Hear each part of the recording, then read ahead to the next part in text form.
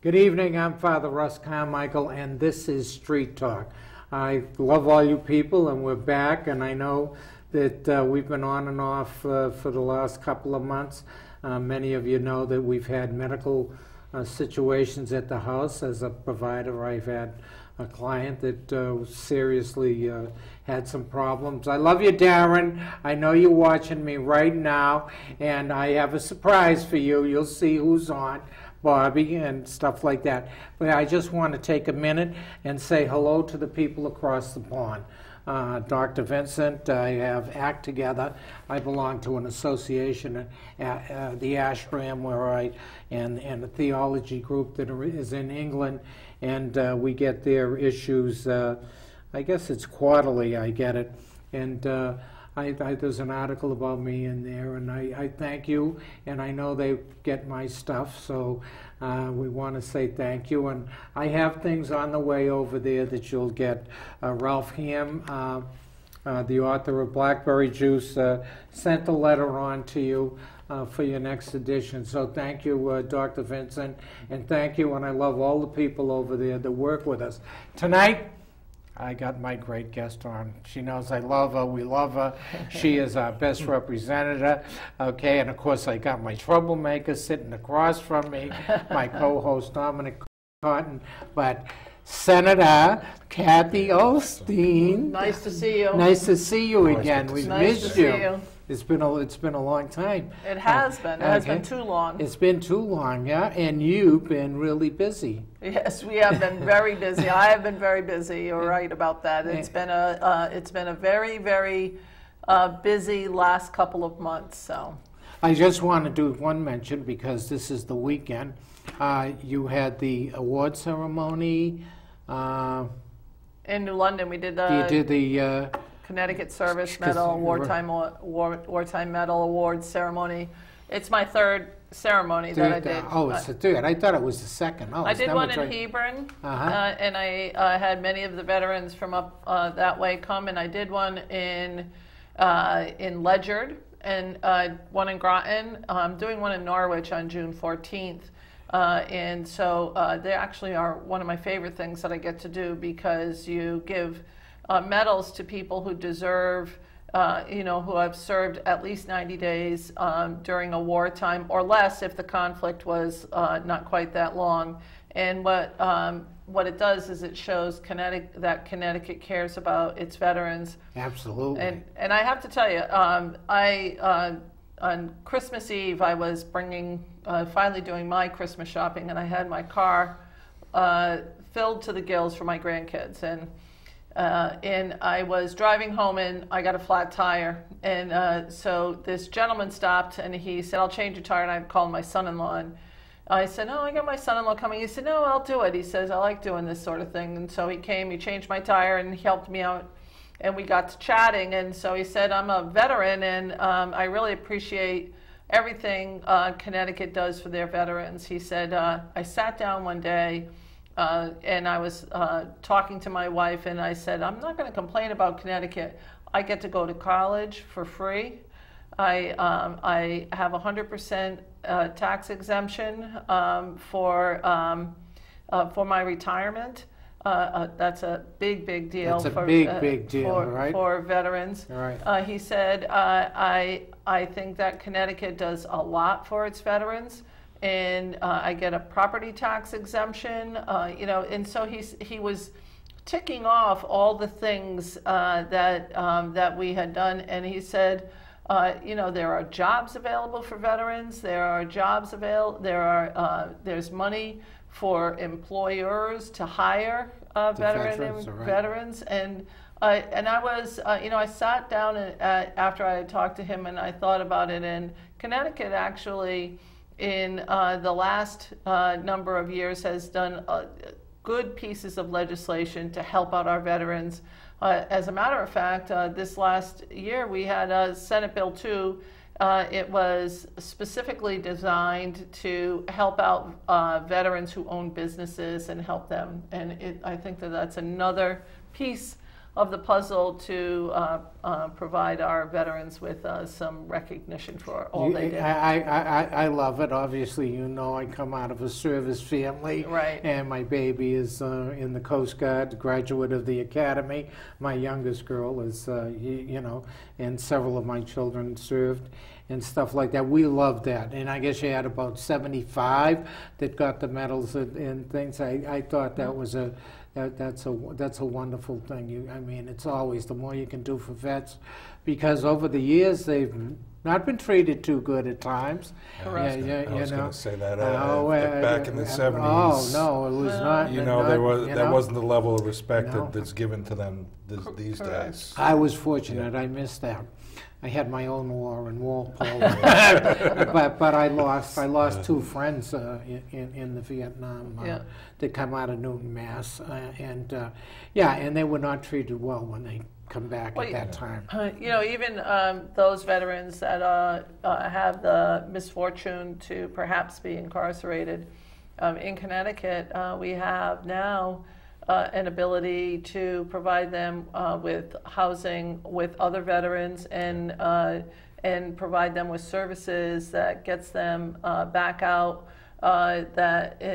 and provide them with the services necessary for them to be successful. And so that's something that I think is a great thing. Yeah, well, with your history, you know the difficulty, and sometimes you know Right. not only from the service, your own serving, but from the prison perspective. Correct. Of how many. I mean, many of my friends that come back at that particular time in the Vietnam thing, they got in trouble because there was nothing for them. Right. Okay, and they were rejected and stuff like that, and they ended up, and that was a shame because you know. I think that that for me, the Vietnam War and the Vietnam era was a shameful period for our country and how we treated our veterans when they came back. And since that time frame, we've done a lot to you know, to turn that around. And the Korean War veterans always remind me that they were sort of ignored, not yeah. necessarily Right. treated as badly as the Vietnam War veterans, but the Korean War veterans were certainly not treated with the respect that the World War II veterans were treated with. And but you know, so back to that medal ceremony, I actually got to see the USS New Mexico come in, and I'd not ever seen a sub come in like that. I thought that was amazing. It was just. It was we could not have planned it any better to have the ceremony out on the pier, sitting out on a beautiful sunny day with the wind just sort of wafting over us, and to see that sub go sailing by with their crew up on top was just it was a beautiful sight. It really was beautiful, and I couldn't say enough about what a wonderful day that was. It really was, and I look forward to. And each one of the events that I've done have been special in their own right, and it's really just been great. So. Yeah, well, everybody owes you a great deal of thank you too for the efforts that you put out. So so wonderful. Thanks. Yeah. And so, where are we? We've I guess not totally complete yet. The budget is from the Senate side. Yeah. We're all done. Okay. There's one piece of legislation, if the House chooses to take it up, that the Senate will come back and take up, and that's the Second Chance Society. And I actually like the Second Chance Society. I'd like to see us look at that and make sure that we, I think some of the things it does will make some clear structural changes on how we handle the criminal justice system. I know that there are some people that are a little concerned about it, but if you looked at it, if you read it, you would see that it talks about incarcerating those who deserve to be incarcerated and not incarcerating people who commit misdemeanor offenses that are not violent in nature. And I think that that's something we should start looking at, because what happens when you incarcerate someone, as you well know, that if we put someone in jail, when they get out, it's very hard for people to get a job. It's very hard for people to find housing. It's very hard for people to get any sort of real medical care, because you actually need to live someplace to get medical care. And you end up going back into the bad habits, and it ends up being a college for people to learn worse criminal behavior than before. Absolutely. And I think that that's something we need to stop. So I went to, there's a company in Norwich. They have 135 full-time employees. I was there the other day with the governor. And they hire and give second chances to people who are ex-offenders. And they have 135 full-time workers and 45 part-time workers. They pay a good living wage. They're a union workshop. It's Atlantic City Linen. And they came up here. They do the linen for the 2 casinos and a variety of other places. And the company manager said, you know, we believe in this wholeheartedly. We think that this is something that you should do, is give people a chance. And they have, in one of their other facilities down in New Jersey, they have a general manager who was an ex-offender. He got a job, he worked his way through. He worked from the dirtiest job all the way up to the top now. All the way up to the top. And they put, not only do they believe in this, they put dollars into it, and they really support people. Our best program in Massachusetts, when I was doing, and I was working for Governor Sargent when I come out in the 70s, was Dr. Land at Polaroid. Polaroid Corporation probably had the best program for ex-offenders, okay, much like the second, way back then, okay. Not only did Dr. Land himself kind of mentored the program, they provided mentors, okay, with each employee, because when you come out of prison, it was, okay, you might, whether you spent a year in there, 2 years or 3, or for whatever it is, they don't have any work history. Most people don't have a work history. So what happens is, the first thing, they don't get up in time, they don't get, so, but with a mentor, or if they have an alcoholic program, the Polaroid program was so good that they would provide the services.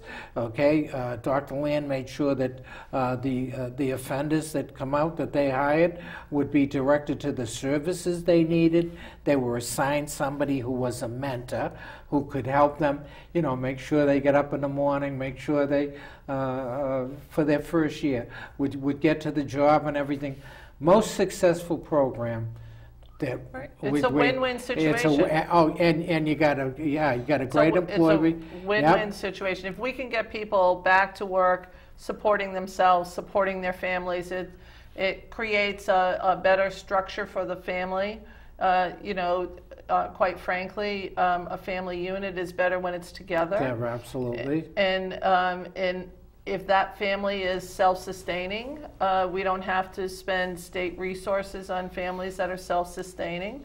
And we don't have to worry about crime escalating because we have people working. Mm-hmm. And fully 90% of the inmate population gets out of jail. And so it just makes a whole lot of sense for us to deal with that issue. Sometimes pre-incarceration, and that's what the Second Chance Society does.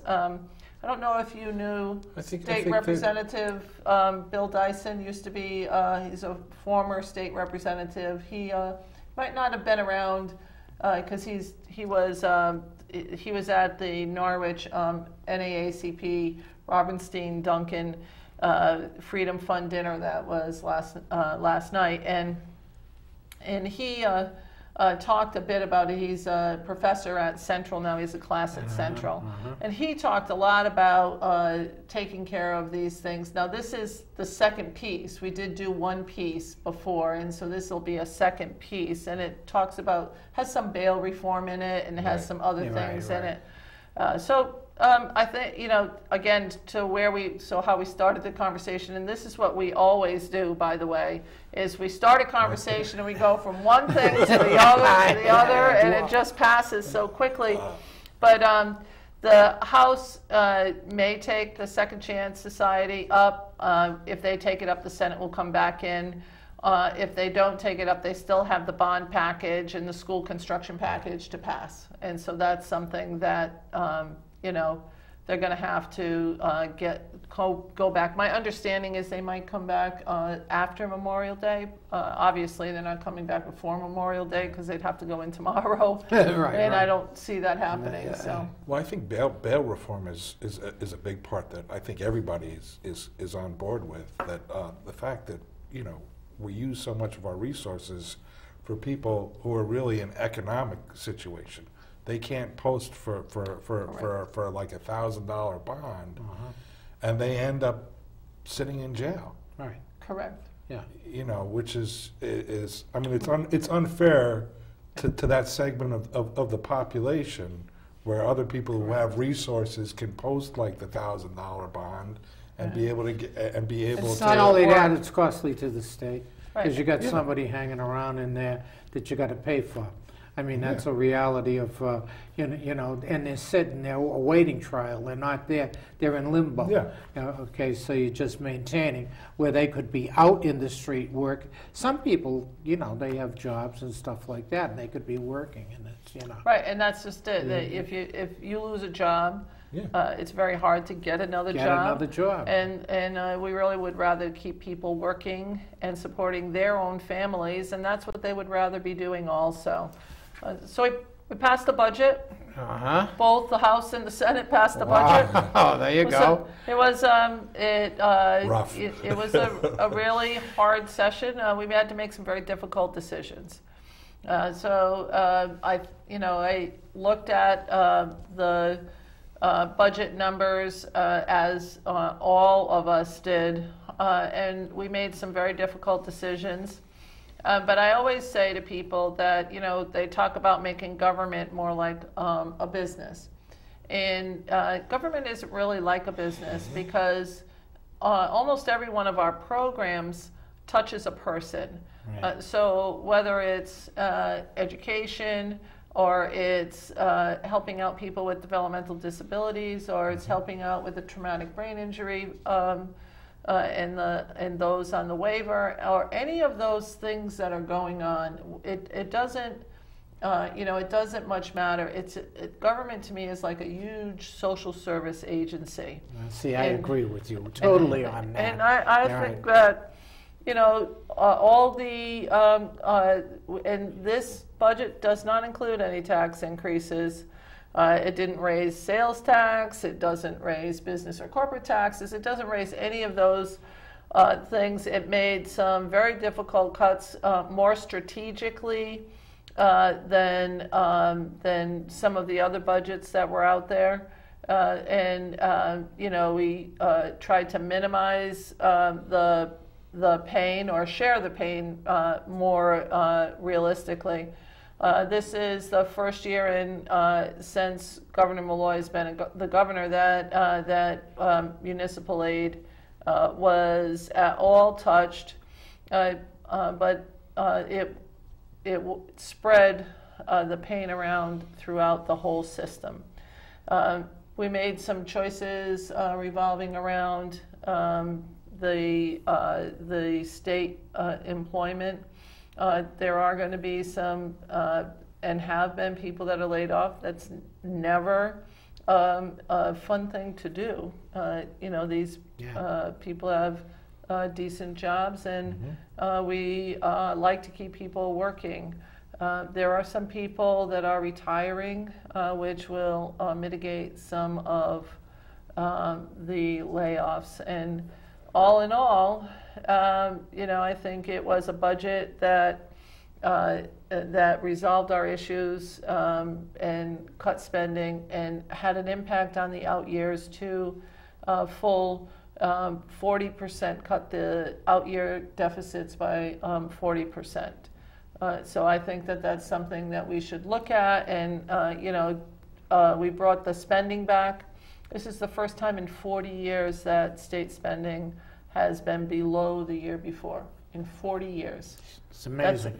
And it's hard. I mean, there's no question about it. I mean, I attacked the governor, God bless him. He knows in a fun way, right, Danny? But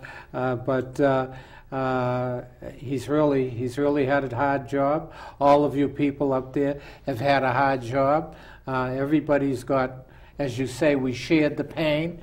Okay, which is a reality when you do things like this. Right. That's what has to happen, right. and nobody likes it. And the state is suffering with economic situations, with people moving out and stuff like that. You're operating in the reality of the world we have and what has to happen, and that's what you got to do. It was a pragmatic budget from my perspective that dealt with a lot of the issues that we had to deal with.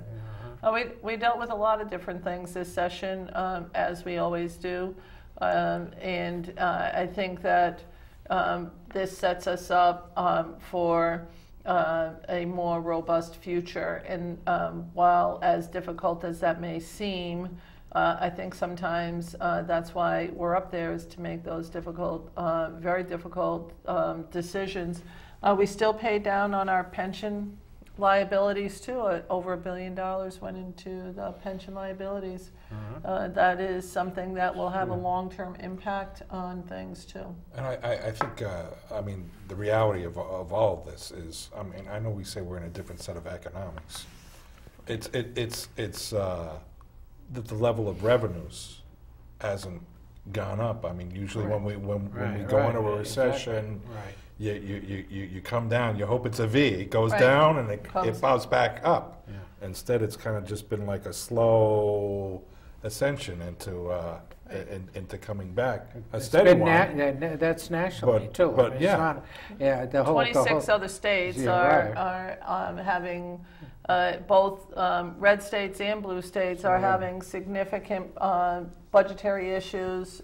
It's a reality right now. Right, exactly. It's part of what creates the angst amongst everybody, because people are concerned about what's going on. In eastern Connecticut, we have probably the highlight in Connecticut. Because we have electric boat bringing in jobs, and over the next 5 years, we'll see an increase of 1,500 to 2,000 jobs. I think that that's a great thing, and they're good living wage and we're jobs. a medical community statewide, and we employ and and we're fortunate in that and stuff like that. But the reality is, we're in the midst of economic change. We're like the industrial age change, and a lot of people do not realize that the type of jobs that are coming down and are created are different. Technically, they're different, and you need a different education for them and stuff like that. We are in struggling times, but that's the reality. Right. That's the reality of where we are. Well, I mean, it gives you the opportunity to realize that, and I know that they've done a lot with like the technical schools and the new manufacturing that's coming out there. It's not the old days of the 40s, the 50s. You give you a rivet gun and you can, go to work. No, you actually have to learn how to use a lot of these things, and you have to have technical know-how.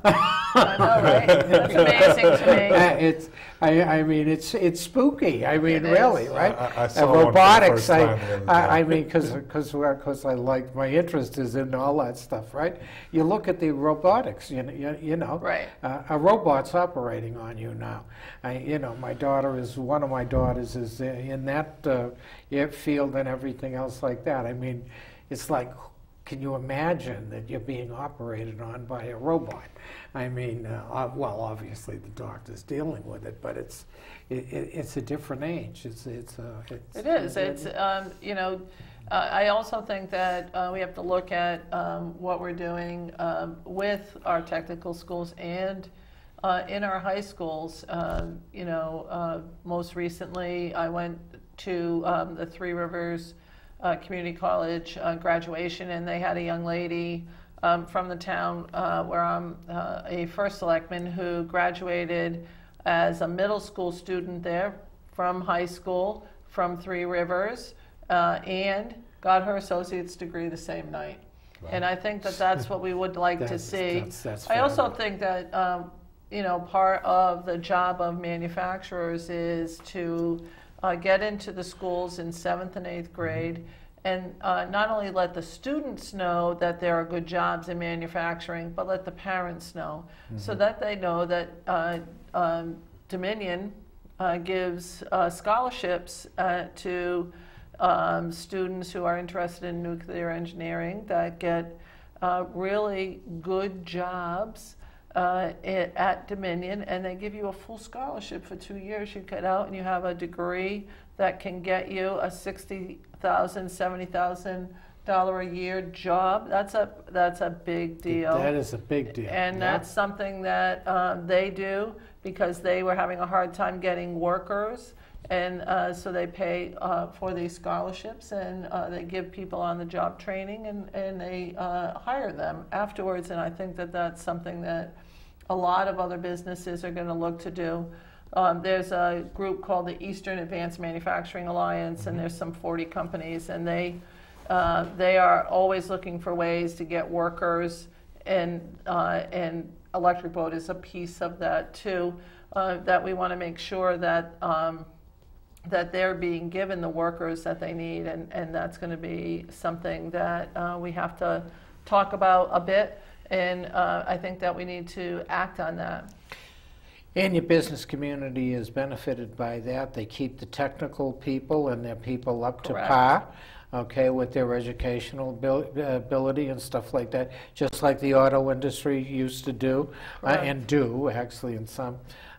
Because of all the new things that are happening. Right. So you have to be educated to the point of dealing with those type of things. Well, it's kind of like you were saying. it's- It's starting really early with it's this stuff. I know stuff- my friend James Maroney was my Yep. rep. He's involved in getting coding, like computer coding, in as like a language. Right. In schools, so the kids like learn this stuff coming in, because this is what's It's going to be what's there. required. It's what's Correct. happening. Yeah. Yeah, right. It's what's Correct. happening in the world, and you need to be prepared when you leave. It's not like when I graduated school, it was a different thing. Everybody used to think, oh, there's no problem. We all got a job and stuff like that. You could, that's. It's a different world. Well, it is a different kind of manufacturing. The advancements that have been made in manufacturing are they're a great thing, but by having those advancements, we've lessened the number of people necessary to do the work. Yeah, to do exactly. the work, and Right. that's something that we really need to remember. Is that a job that used to take 30 people now takes 3, and it's been because we have more efficient equipment to use to do that job. And that's something that we have to struggle with and figure out, how do we replace those 27 jobs when it used to take 30 and now just 3. The reality of the world, the studies that have come out, that if they instituted all the robotics that now exist, we would lose 45% of our workforce. Right. They can be immediately today. They can replace 45% of our workforce with robotics, cheaper, faster, more efficient. So we do have to function in that world. And how do we deal with it? How are we dealing with this in a different world? I mean, this is what's happening.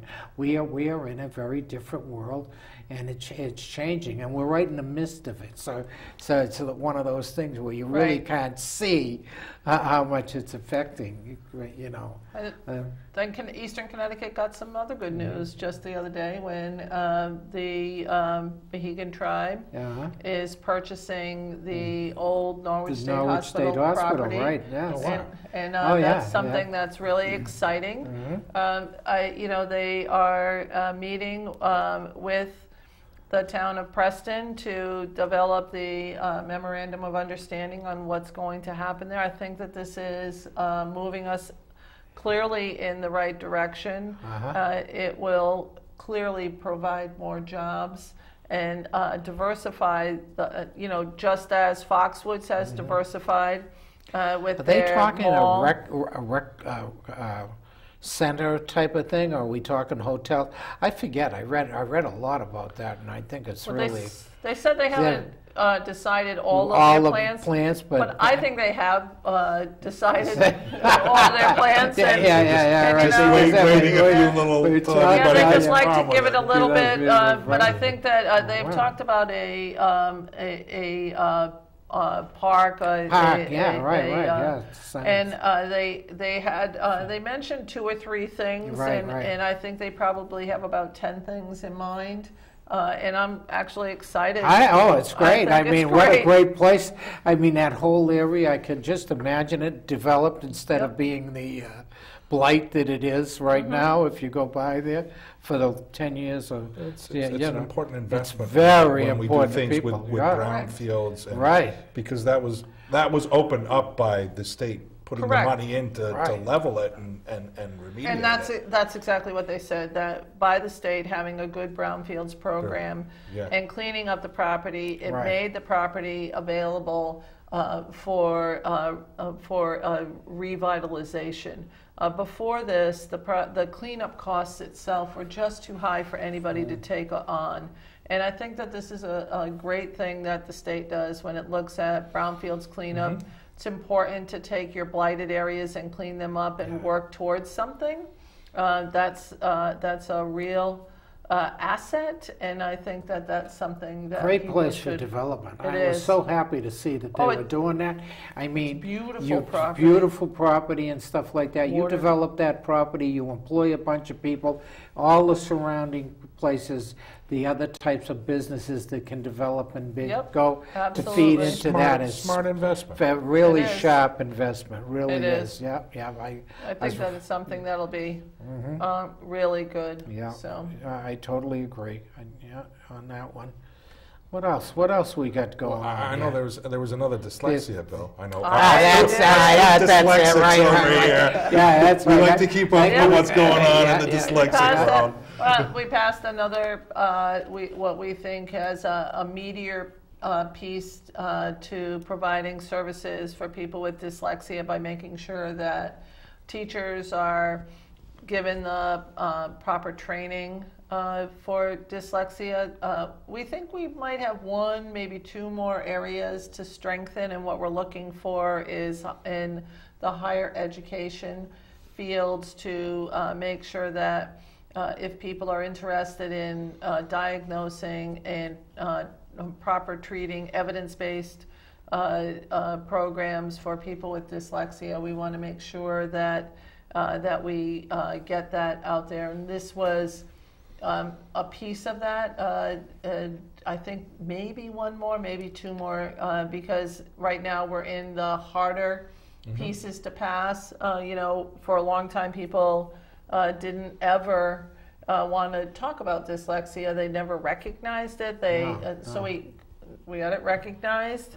Last year we did a little bit more, and this year, with Allison Quirian from Hebron, she and I have become fast friends, and this is something that we really think will make a difference for children with dyslexia. And Too late for me. 73, too late for me. But it really, I mean, people do not realize how crippled an individual is with it. I probably didn't become a lawyer because of the severity of my dyslexia. Of all places, Scotland has one of the best programs on dyslexia internationally. Of all places, Scotland. And they say 40% of the people out there are dyslexic. Well, I think a lot of That's- times people think that dyslexia is only about reading. Yeah, exactly. And it's not. No. It's not. It has, it impacts everything. It impacts math. It's science. It's everything. You Yeah. have to read for all of those. I know mine is spelling dyslexia. Yeah. I can't, for the life of me, like I'll go through and I thank God that they have computers with spell check, and, But then and even I can like open up multiple windows, because if I'm writing that something, doesn't even work I'll for actually me. have to check the Yeah. spelling of like words. But And- Forms, I help all kinds of people with forms, but I can't do my own forms. right. It's this craziest stuff in the world. I freeze. My daughter tries me. She says, my youngest, she says, how can you help all these other people? I said, I have no, and you can't even do your own forms. I Right. mean, she had to walk me through the department, the driver's thing, just not recently, Right. and it's a crazy, it's crazy, and I can edit somebody's paper, but I can't properly write out my own stuff, not check my own spelling, and I interchange words, and I do Right. a whole bunch of stuff that you deal I with. just think that going forward, having the ability to identify Yeah. and provide the evidence-based intervention for a child with dyslexia will provide us with better educated children long-term, and the numbers still are around that. I think it's 1 in 4 that in the United States, according to the statistics, that amazing. has a form of dyslexia, and I think that that's something that we should be looking at. Yeah. And Oh, so wow. I'm I know, very I happy look about at it with my own kid, you know, because he'll sometimes put letters backwards, and I'm going, Yeah. let me keep an eye on this. I mean, he's in kindergarten, but Right. so he's just learning the Right. stuff. But you know, I think you never earlier know. that we can address the issue, the better off we are with children. So But it just goes to show you that I know this is like this is the second year in a row that you guys have gone to.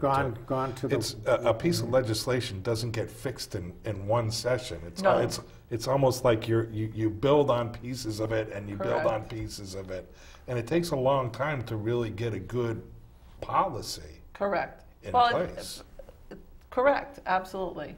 It's I have another piece of legislation which you might really like. It's actually one of my favorites so far. It's called they're colloquially called granny pods. It's temporary medical health care facilities, and what they are is they're a 300 square foot small, a la tiny homes. I don't know if you watch the tiny home phenomenon. Little house. Yeah, tiny house. Right. It's an ADA accessible tiny home that can go on somebody's property. And so we have a task force this year so that we can come up with model zoning ordinances to get this implemented around the state.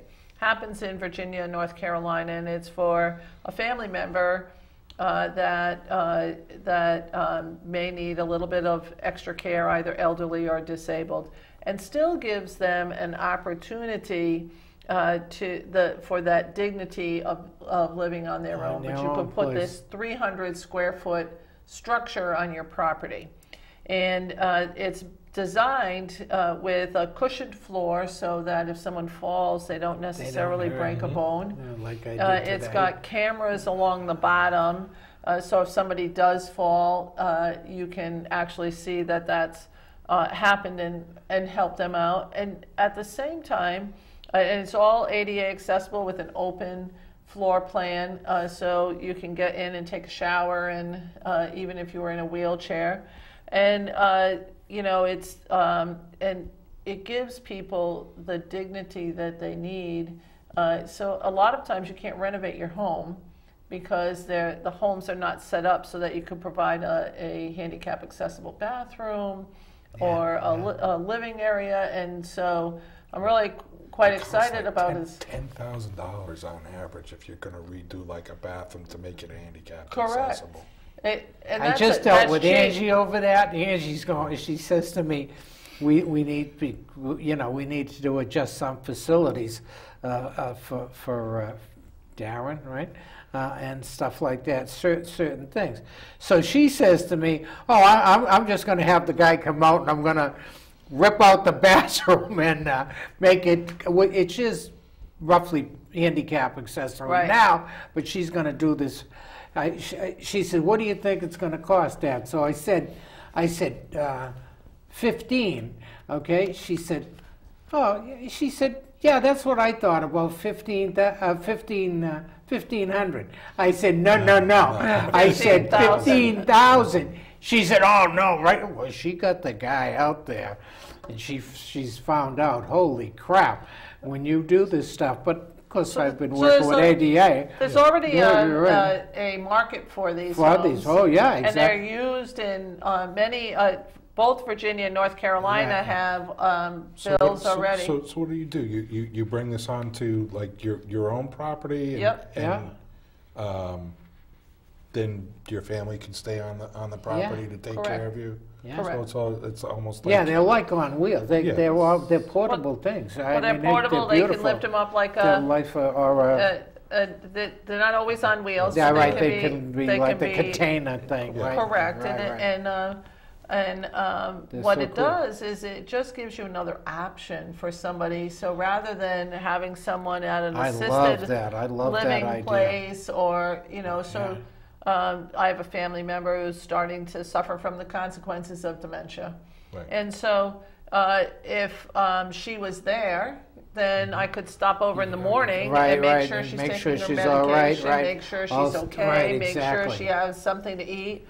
Perhaps have somebody stop in at lunchtime to make sure that she's okay, and then stop over at the end of the night.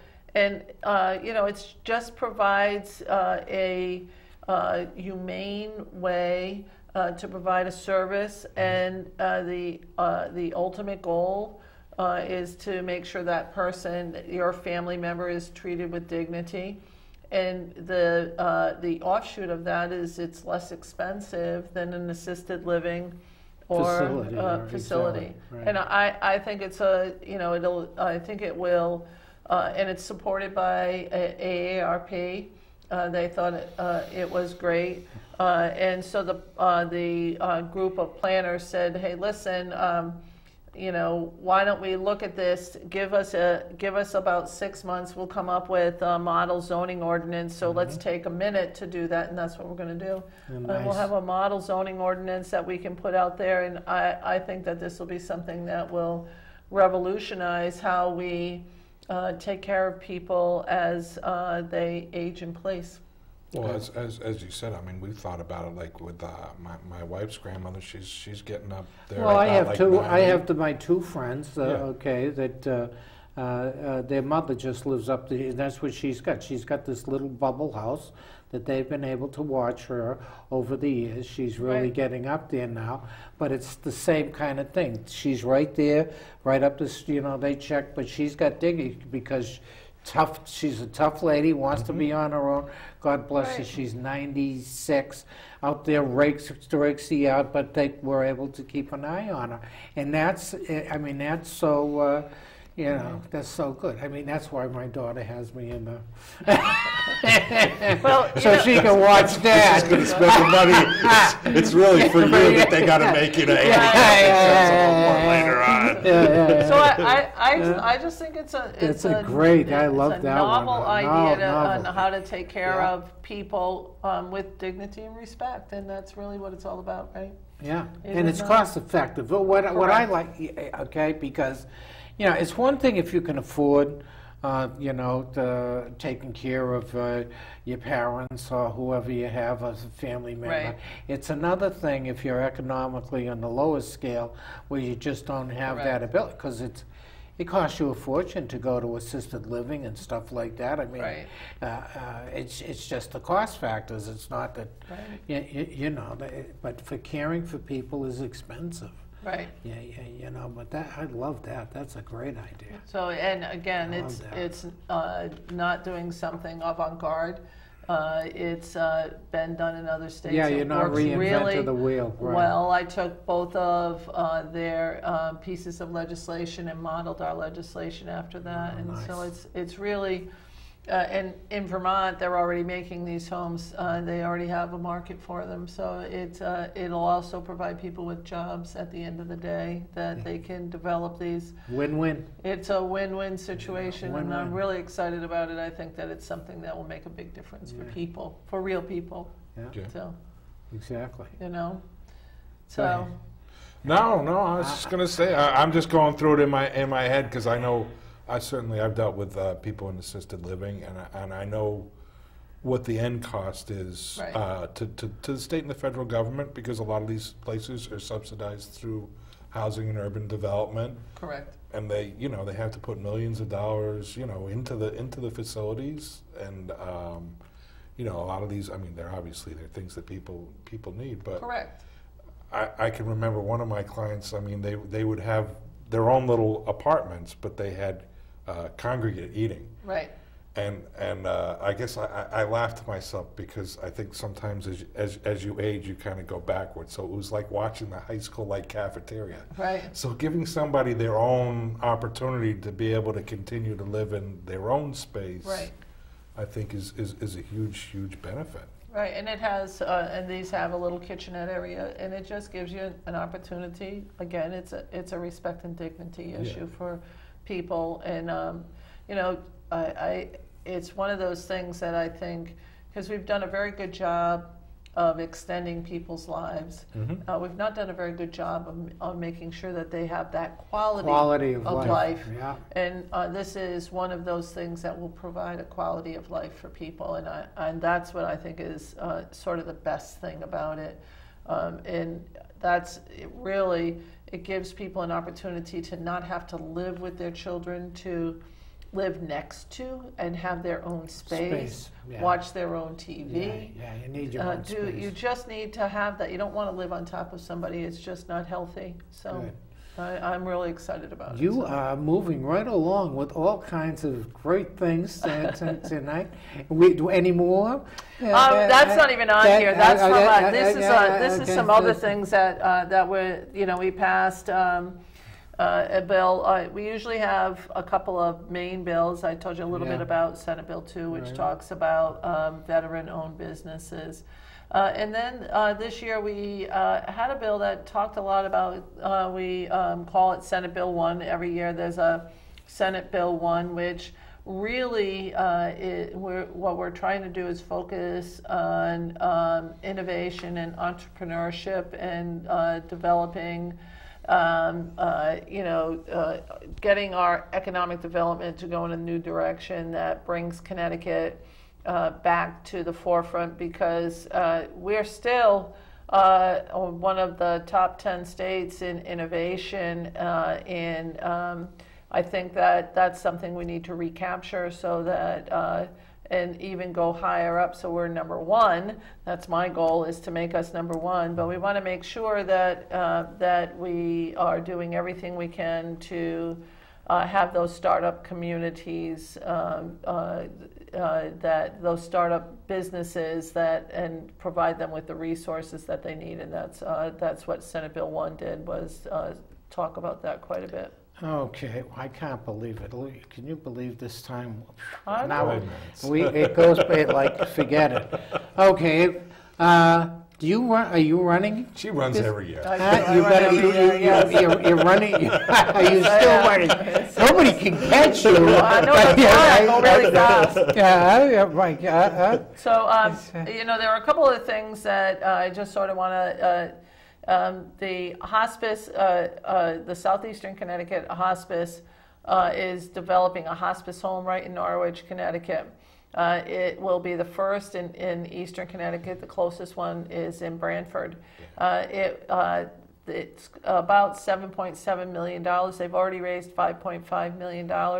They just, with their silent campaign, and so now they are looking for the last $2.2 million. If people are interested, they should contact Carol Mayer at the Hospice Center in Norwich.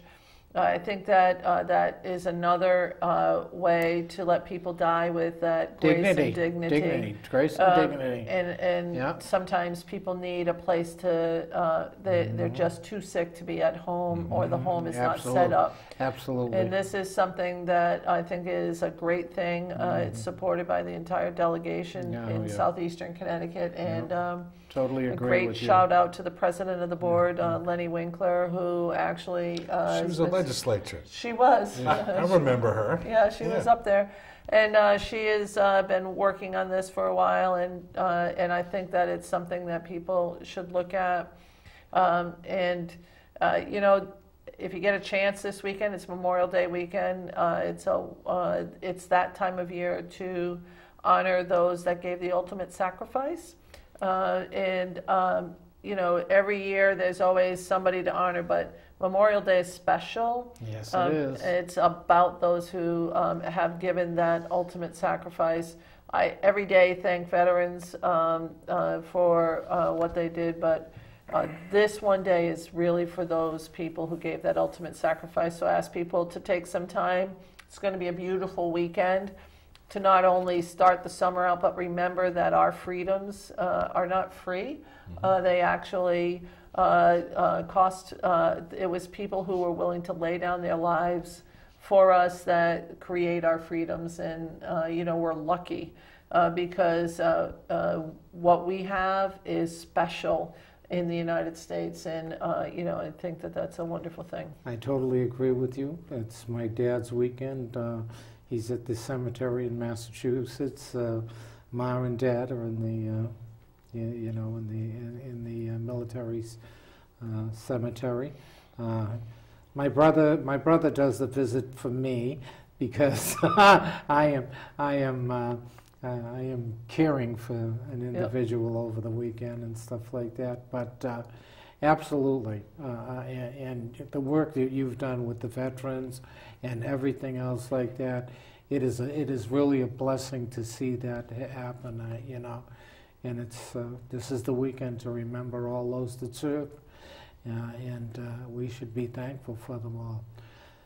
Dominic, we're off next week, but the following week we have Tim Bowles coming in. Okay, so we have Tim coming in. Running for Andy's seat. Yeah, right, for Senator Maynard's seat. Okay, very good.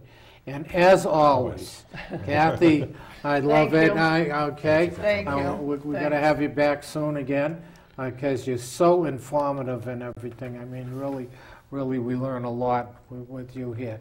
To my people out there, I want to thank you. All your prayers for all the people. We've had serious medical stuff over the last 3 months. Really, it's been a tough 3 months for us. We've been blessed though. Everybody's coming out and getting healthy, and I want to thank you for all the prayers. I'll pray for you. You pray for me, and we'll see you in 2 weeks.